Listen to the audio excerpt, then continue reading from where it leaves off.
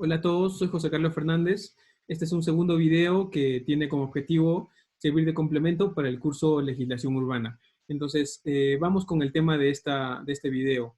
El segundo tema que queremos tocar es ya específicamente algunos conceptos básicos de digamos, de las normas en el derecho que se ocupan del suelo, de la regulación del suelo, de la regulación del desarrollo urbano, ¿ya?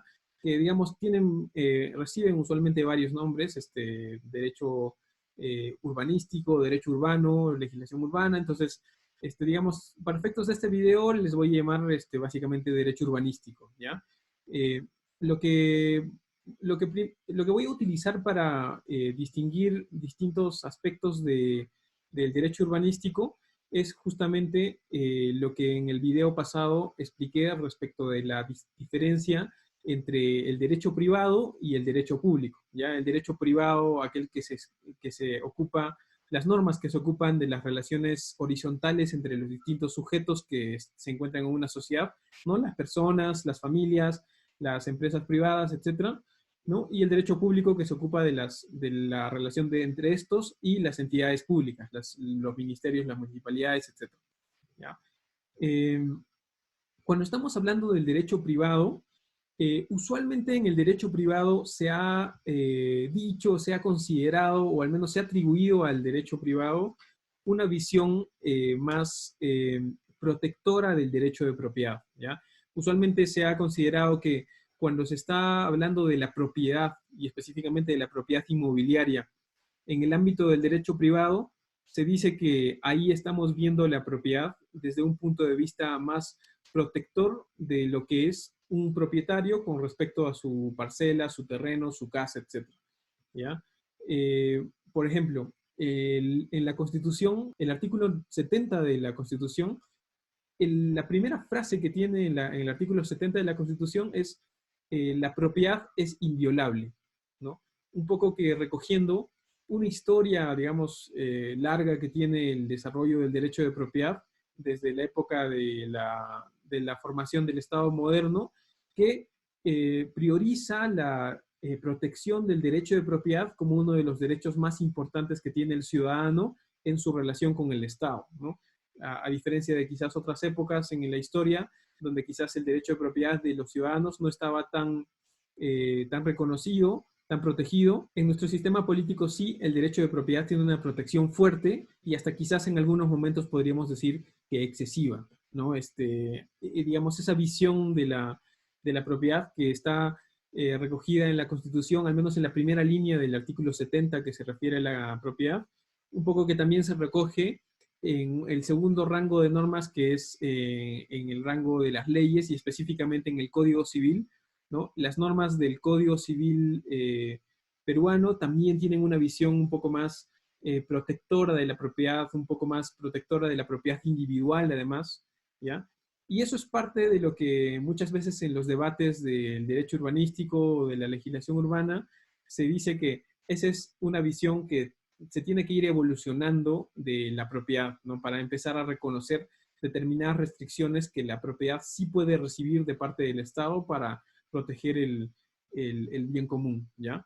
Yo en particular enseño el curso justamente de propiedad en la Facultad de Derecho en la Católica, ¿no? Y digamos, yo creo que esa es una visión un poco anacrónica porque en realidad, incluso en la Constitución, incluso en el Código Civil, la propiedad tiene una serie de restricciones, ¿no? Incluso antes de mirar las normas del derecho público, ¿ya? Pero esa es, digamos, una de las visiones que se dice que hay desde el mundo del derecho privado respecto de la propiedad, esa visión ultraprotectora de la propiedad, ¿ya?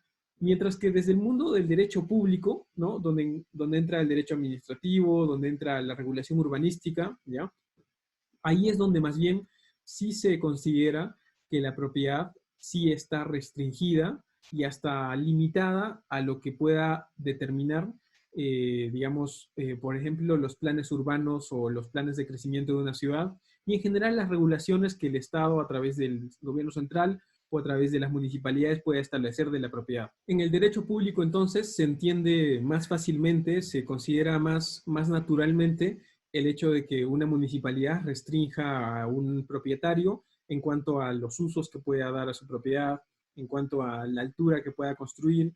Eh, Incluso dentro del derecho administrativo, el derecho público, se encuentra la posibilidad que tiene el Estado de, en determinadas situaciones, quitarle la propiedad a una persona, expropiarle a una determinada persona, ya por razones que en nuestro sistema tienen que ser de necesidad pública o de seguridad nacional. Pero, digamos, más allá de los detalles, que quizás los vamos a ver en este curso, en específico hay esas dos visiones de la propiedad. Una visión desde el mundo del derecho privado, protectora de la propiedad, y una visión desde el derecho público, que más bien vea la propiedad como un valor que tiene que balancearse y restringirse, digamos, en base a cuestiones del bien común o cuestiones de lo que necesita la sociedad, ¿no? Como se imaginarán, cuando entramos a estudiar normas de derecho urbanístico, estamos más en lo segundo, estamos más en la visión de que el derecho de propiedad sí está restringido y sí requiere de una serie de regulaciones que el Estado establece para que uno pueda ejercer su derecho de propiedad, ¿ya? Entonces, esa es un poco a la opinión que nosotros normalmente nos vamos a inclinar si es que estamos estudiando las normas urbanísticas o el derecho urbanístico, ¿ya? Ahora, en ese ámbito del derecho público, lo que les voy a graficar un poco ahora es cuáles son esas normas en concreto que, digamos, son las que regulan el desarrollo urbano, el crecimiento de las ciudades y el ejercicio del derecho de propiedad en nuestro país, ¿ya? Entonces, eso es lo que les voy a mostrar a continuación. Eh, la, la estructura que seguimos en el video pasado, un poco la voy a retomar ahora, pero ahora sí tomando algunos ejemplos de instrumentos legales y normas que tienen que ver con lo que nos interesa en este curso, ¿ya? Comenzamos en la izquierda, que es esta división de la jerarquía normativa en tres niveles, ¿no? En un primer nivel dijimos que está la Constitución, y ahí ya hay algunas normas que nos interesan, que son especialmente el artículo 70 y el artículo 195. El artículo 70, ya les adelantaba, es el que regula el derecho de propiedad en la Constitución. Básicamente lo que dice es, comienza diciendo la propiedad en nuestro sistema es inviolable, es un pilar, digamos, del sistema económico, digamos, que está previsto en la parte económica de la Constitución. Ya, sin embargo, sí dice que tiene que ejercerse en armonía con el bien común, ¿no? Entonces, más allá de que quizás es cierto, nuestra norma constitucional proviene de los años 90, tiene una perspectiva un poco más liberal en lo económico, ¿ya? Sí establece que la propiedad tiene que ejercerse en armonía con el bien común. Entonces, hay un sustento constitucional para establecer restricciones a la propiedad en la medida que éstas tengan la visión de que la propiedad tiene que balancearse con los intereses de toda la sociedad, ¿ya? Entonces, hay un primer tema ahí. Y también en ese artículo 70 está regulado el procedimiento de expropiación de la propiedad de una persona, ¿no? Se establece que para que le quiten la propiedad a alguien, tiene que haber una razón de necesidad pública o una razón de seguridad nacional, ¿no?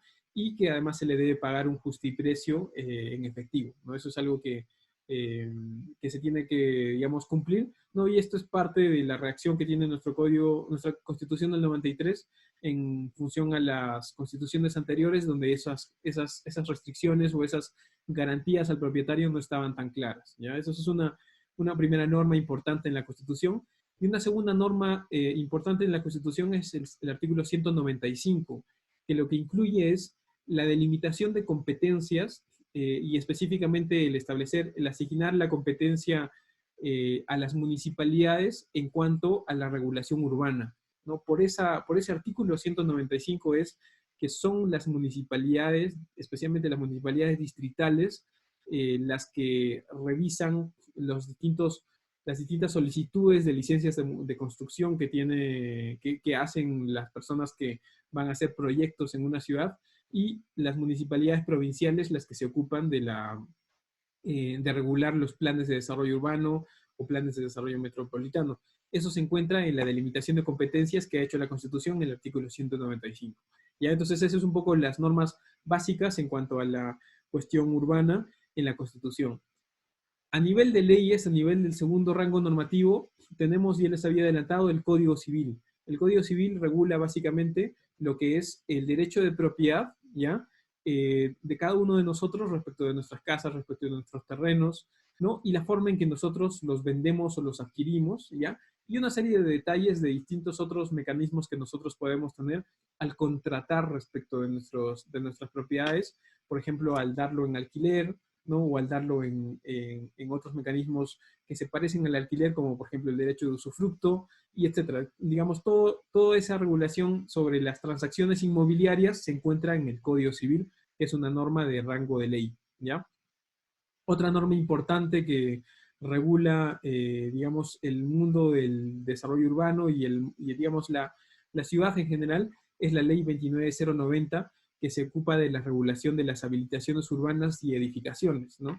En esa norma es que se encuentra la regulación de cómo uno tiene que solicitar la autorización para hacer una habilitación urbana, para convertir un predio de rural a urbano, ¿no?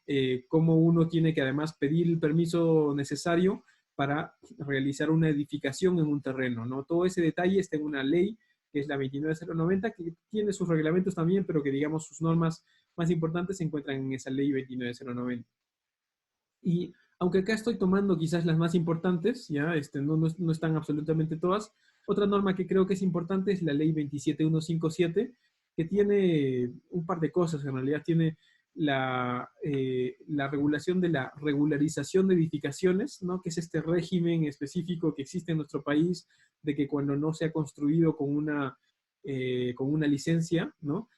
Se puede generar en determinados casos y cumpliendo determinados requisitos, la regularización de esas edificaciones, ¿no? Para que sean reconocidas por el ordenamiento jurídico. Y también en esta ley 27157 se encuentra la reglamentación de lo que es los condominios, los edificios y todo lo que se considera como el régimen de unidades de propiedad exclusiva y propiedad común, que aplica a, digamos, a las áreas comunes de los edificios, a los condominios, a las quintas, etc. ¿Ya? Entonces es un conjunto de normas, creo que las más importantes en el ámbito urbano, no las únicas, pero que se encuentran en ese segundo rango normativo.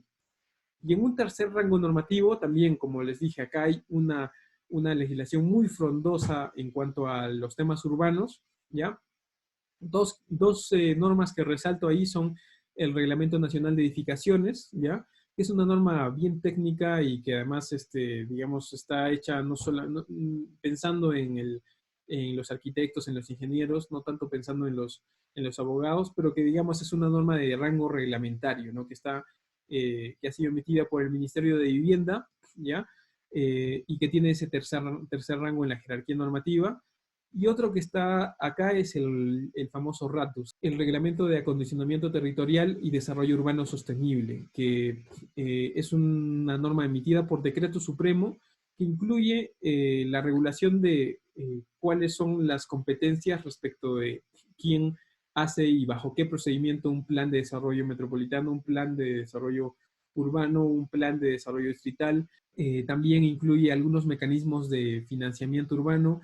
En realidad, el RATDUS es quizás la norma central en los temas urbanos, ya en los temas urbanos en nuestro país, ¿no? Sin embargo, y una de las críticas y una de las cuestiones que se habla en el mundo urbano en nuestro país es que es una norma de tercer rango, no tiene, digamos, el mismo nivel que un Código Civil o que una Ley 29090, y eso es lo que hace que muchos promuevan, y hasta hay algún proyecto de ley en el Congreso, de generar una ley de suelos o una ley de desarrollo urbano o un código urbano que haga que las normas del RATDUS, ¿no? Y en general las normas de desarrollo urbano no se encuentren en este tercer nivel, sino se encuentren en un segundo nivel por lo menos, ¿ya? Esa es una de las discusiones que existe sobre este punto, ¿ya? Y en una visión paralela, ¿ya? Que como les decía en el video anterior, hay discusiones sobre cómo se entiende la relación de las municipalidades con el gobierno central. Las municipalidades, con ese nivel de autonomía, no absoluta, pero nivel de autonomía que tienen, son las encargadas de emitir ya las normas específicas en temas de desarrollo urbano para cada una de sus jurisdicciones, ¿ya? Y en específico acá estoy hablando de las municipalidades provinciales. Ya las municipalidades provinciales en todo el Perú son las que tienen la competencia para aprobar los planes de desarrollo urbano o planes de desarrollo metropolitano para sus respectivas ciudades, ¿ya? No las municipalidades distritales, ojo, ¿no? Las municipalidades distritales son las que emiten las licencias, ¿no? Pero tienen que hacerlo en base a las normas que la municipalidad provincial haya establecido respecto a cosas como zonificación, alturas, etcétera. Ese tipo de temas son de competencia de la municipalidad provincial, ¿ya? Un par de temas importantes ahí para que ustedes sepan. En el caso de Lima, eh, la Municipalidad Metropolitana de Lima, ¿ya?, hace las veces de municipalidad provincial. Quien tiene la competencia en Lima para establecer las normas sobre temas urbanos es la Municipalidad Metropolitana de Lima, no las municipalidades distritales. Ellas solamente se ocupan de aplicar esas normas al momento de emitir licencias de habilitación urbana o de edificación, ¿ya? Por excepción, en algunos casos ha pasado que la Municipalidad Metropolitana de Lima le ha delegado, ¿no?, entre comillas, le ha prestado la competencia a municipalidades como San Isidro, como Miraflores, etcétera, por determinado tiempo y para determinados temas en específico. Últimamente está con la idea de retomar esas competencias la Municipalidad de Lima, ¿ya? Es la Municipalidad Metropolitana de Lima, ¿no? Y en cualquier caso, esas son solamente competencias delegadas. En principio, quien está encargado de desarrollar los planes son las municipalidades provinciales y en Lima la Municipalidad Metropolitana de Lima, ¿ya? Y además lo que tenemos en el caso de Lima es que todavía no tenemos un plan aprobado, no tenemos un plan que está desactualizado y hubo un proyecto de plan en la gestión de Susana Villarán que no se llevó a aprobar y actualmente se está trabajando en un plan de desarrollo metropolitano, ya que esperemos que se vaya a aprobar en el futuro próximo. ¿Ya? Entonces eso es un poco el marco de las normas y las competencias en cuanto a este esquema normativo que lo habíamos introducido en el video pasado, pero acá ya lo ven con algunos instrumentos legales en específico que tienen que ver con el ámbito urbano, ¿ya? Un tema con el que quiero cerrar este video es un poco de la lógica de estas normas. Una cuestión que a mí me parece bien interesante es que las normas urbanas, ¿no?, en la legislación urbana, y en concreto, por ejemplo, para cuando ustedes van a trabajar en solicitar una licencia de habilitación urbana, una licencia de edificación a una municipalidad, la forma en que en el Estado peruano se ven este tipo de licencias, autorizaciones y procedimientos es una lógica bien rígida, ¿ya? Cuando ustedes hablen con un funcionario público, lo que usualmente va a pasar es que el funcionario público va a revisar sus normas, su TUPA, ¿no?, su texto único de procedimientos administrativos de su municipalidad, de su ministerio, y en base a eso va a ver la solicitud de ustedes y va a comparar a ver si se han cumplido al detalle los requisitos y en base a eso les va a decir sí, aprobada, se emite la licencia, o desaprobado, no se emite la licencia, ¿no? Esa es un poco de la visión, yo creo que también tiene mucho eso está influenciado mucho por una visión bien legalista de este tema en las entidades públicas que tienen que ver con el desarrollo urbano, ¿ya? Lo interesante es que en el mundo del desarrollo urbano, se está dando poco a poco una introducción de algunos mecanismos un poco más flexibles y que permiten responder mejor a las dinámicas tan complejas que se producen en una ciudad, ¿ya? Yo ahora les voy a hablar de un ejemplo de eso, que son las plusvalías urbanas y en específico la forma en que las municipalidades pueden actuar un poco más inteligentemente con respecto a las licencias que emiten para autorizar construcciones en una ciudad y en específico en ciudades peruanas, ¿ya? Entonces, eso es lo que les voy a mostrar con un ejemplo hoy día y seguro que parte de eso vamos a poder revisar con más detalle en otras sesiones, ¿ya? Pero digamos, el ejemplo que les voy a dar es el programa Altura para la Cultura, que en cierto momento estuvo impulsando el Ministerio de Cultura, ¿ya? Esto es básicamente entra dentro de lo que en Perú se conoce como los derechos adicionales de edificación transferibles, los DAET, ¿ya? Y que vienen originalmente de Estados Unidos y de la legislación urbana en Nueva York, donde se llaman los TDR, los Transfer of Development Rights, ¿ya? Básicamente, la lógica es la siguiente, utilizaba el Ministerio de Cultura por lo siguiente.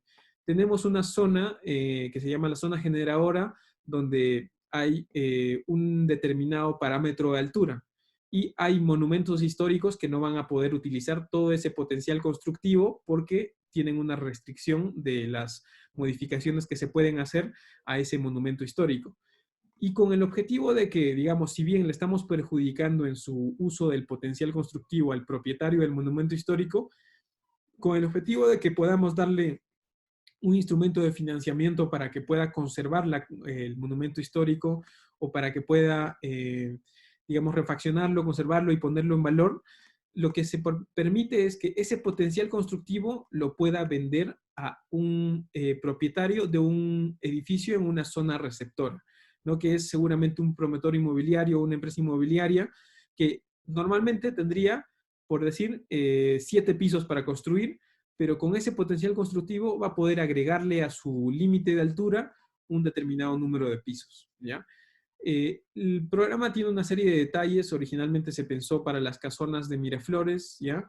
Y justo en la gestión de Jorge Muñoz, el actual alcalde de Lima, ¿ya? Y luego lo tomó Salvador del Solar en el Ministerio de Cultura, y quizás en algún momento podamos hablar más en detalle de esto y los distintos temas que hay acá. Pero lo que me interesa acá resaltar es este tema de que la legislación urbana tenga ciertas flexibilidades que hasta cierto tiempo, hasta tiempo atrás no tenía, ¿ya? Que es lo siguiente: cuando yo voy a pedir una licencia, en este caso de las zonas receptoras, en principio me darían una licencia hasta 7 pisos, ¿ya? Pero lo que permiten mecanismos como este, y hay otros mecanismos para esto, como por ejemplo la zonificación por incentivos o los bonos de edificación por temas de sostenibilidad y demás, ¿ya? Lo que me permite este mecanismo es que yo voy a poder construir un poco más, generar más densidad en la ciudad y tener un edificio, digamos, más rentable económicamente para el promotor, pero a cambio de esos pisos adicionales, ya no es una licencia que me viene automáticamente por solo cumplir los requisitos, sino tengo que hacer yo algo más. En este caso, es haber adquirido, pagado, por comprar ese potencial constructivo a alguien que va a refaccionar una casona que va a ser en beneficio también de la comunidad y de la zona en la que se está viviendo. Entonces, ya hay una visión un poco más inteligente, un poco más progresista de, en realidad, cuando yo construyo un edificio, hasta cierta parte yo tengo solamente que cumplir con los requisitos de presentar planos, memorias descriptivas, todo el detalle del proyecto constructivo, ¿ya? Pero cuando yo quiero construir un poco más, ya hay algo que le tengo que dar a la ciudad, ¿no? Ya sea en términos de vivienda social, ya sea en términos de hacer una determinada infraestructura para la ciudad, o en este caso hacer un determinado pago para que en efecto se construya o se ponga en valor un monumento histórico de la ciudad, ¿ya? Esta visión que tiene ya digamos, una visión un poco más flexible de las normas urbanas para proteger no solo los valores que se protegen con la altura de las edificaciones, sino también para proteger otros valores como la vivienda social, como el patrimonio histórico, etcétera. Es una visión que está entrando poco a poco en nuestro sistema, ya todavía no tanto, ¿no? Todavía hay una visión bien rígida del desarrollo urbano, pero al menos ya está dando algunas luces y ya incluso ha sido recogido parcialmente en el RADDUS, en el Reglamento de Acondicionamiento Territorial y Desarrollo Urbano Sostenible, y está buscándose que también se incorpore hasta cierto punto en los planes de desarrollo, por ejemplo, el Plan de Desarrollo Metropolitano de Lima, el que se está elaborando actualmente, ¿ya? Eso pasa por tener una visión diferente, ya no una visión rígida del desarrollo urbano, sino una visión donde las municipalidades pueden tener un poco de esa negociación con los desarrolladores inmobiliarios y hacer que sus incrementos en rentabilidad también retribuyan en algo a la ciudad por esa rentabilidad adicional que ellos están teniendo. Y eso todo es bajo la lógica de las plusvalías urbanas, que básicamente lo que dicen es que el valor de una propiedad, el valor de un edificio, el valor de un terreno, no depende de algo intrínseco de ese terreno, vale el terreno en base a lo que se encuentra a su alrededor, ¿no? Entonces, lo que uno se beneficia como propietario de un terreno por lo que alrededor han construido una estación de tren o una estación del metropolitano, o han mejorado la zona a través del presupuesto de la municipalidad, esa plusvalía que tiene el valor de mi propiedad, de algún modo yo se la tengo que retribuir, aunque sea parcialmente, a la ciudad a través de algo, ¿no? Entonces, esa es un poco la lógica que está detrás de estos conceptos, ¿ya? Este mecanismo de altura para la cultura y otros que podrían tomarse como ejemplo, quizás los veamos en detalle en otras clases, pero eso es un poco de la introducción que yo les quería dar de la forma en que las normas están cada vez flexibilizando un poco para efectos de responder a las necesidades no solamente del propietario individual, sino también de los miembros de la sociedad y de las personas que están en una ciudad. Ya, entonces eso es, digamos, lo que correspondía a este punto. Lo vamos a dejar ahí y ya nos veremos en una siguiente ocasión. Hasta luego.